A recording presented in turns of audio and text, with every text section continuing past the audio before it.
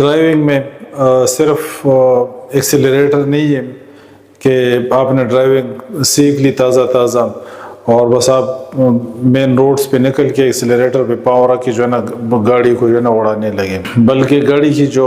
Maintenance ہے، اس کا radiator کا پانی چیک کرنا ہے، اس طرح گاڑی جو ایئر فلٹرز ہیں، آئل فلٹرز ہیں،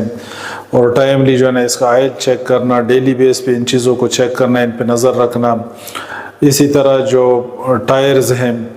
ان پہ نظر رکھنا کہ وہ بہت زیادہ کمزور نہ ہو، خراب نہ ہو۔ کسی جگہ سے کوئی ٹائر اگر معمولی سے پھٹا ہوا ہے اور آپ کی اس پہ نظر نہیں جاتی تو اگلے دن وہ کسی نقصان کا سبب جو ہے نا بن سکتی ہے۔ تو ان چیزوں پہ نظر رکھنا، ڈیلی بیس پہ ان چیزوں کو دیکھنا، یہ بھی ضروری ہوتا ہے، ورنہ یہ چیزیں بھی ایکسیڈنٹس کا اور مسائل کا جو ہے نا وہ سبب بنتی ہیں۔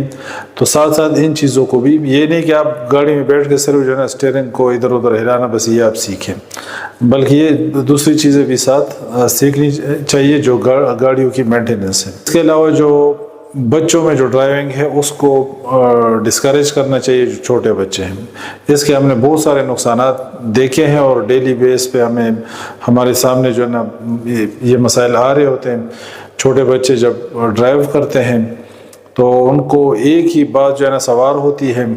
کہ ہم نے گاڑی کو جو ہے نا زگ زیگ کیسے چلانا ہے، اس کو تو وہ نہیں دیکھتے کہ آگے پیچھے اور بھی لوگ چل رہے ہیں،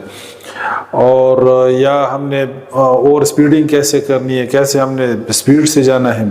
تو ان کے ذہن میں یہی بات، تو اس سے پھر مسائل بن جاتے ہیں۔ تو بچوں میں، کم عمر لوگوں میں ڈرائیونگ کو حتی الامکان جو ہے نا اس کو ڈسکریج کرنا چاہیے۔